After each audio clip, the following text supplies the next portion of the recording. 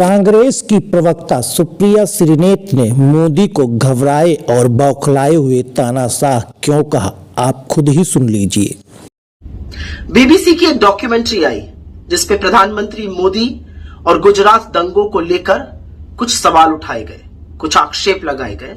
उस डॉक्यूमेंट्री को बैन कर दिया गया, लेकिन ठीक 29 दिन बाद चिरपरिचित स्क्रिप्ट के अंदाज में प्रधानमंत्री मोदी का सबसे प्रबल फ्रंटल इनकम टैक्स बीबीसी के दफ्तर आज इंडिया में पहुंच गया।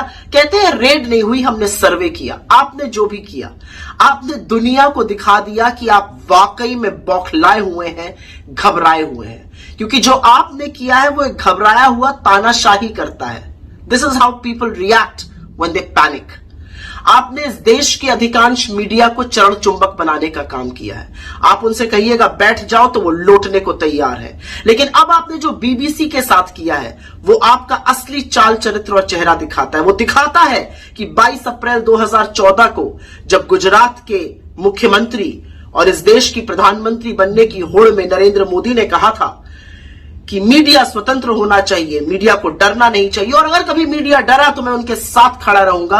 आपके एक्शंस उसके बिल्कुल विपरीत हैं। आप मीडिया के ऊपर रेड करते हैं, लेकिन कहां तक सवालों से बचिएगा? इस पूरे देश पर आप इनकम टैक्स की और ईडी की और सीबीआई की रेड करा दीजिएगा। आज देश आपसे कुछ सवाल पूछ रहा है, चाहे वो अडानी पर हो, चाहे वो बेरोजगारी पर हो, चाहे वो महंगाई पर हो, चाहे वो गरीबी पर हो, चाहे वो आर्थिक असमानता पर हो, चाहे वो बुलडोजर चलाने वाली उन सरकारों पर हो जिसको आप तथाकथित डबल इंजन की कहते हैं। लेकिन आप पर अब मुझे तरस आने लगा है, क्योंकि आप एक बौखलाए हुए, घबराए हुए तानाशाह हैं। What you're doing, Mr. Modi, is what people do when they panic. I pity you. मुझे तरस आता है आप पर कि आपको बीबीसी के दफ्तर पर एक रेड और एक सर्च, जो भी आप कहना चाहिए, करानी पड़ी, क्योंकि सवालों से आप बौखला गए थे। लेकिन ये सवाल तो देश पूछ रहा है और जवाब तो आपको देना ही पड़ेगा।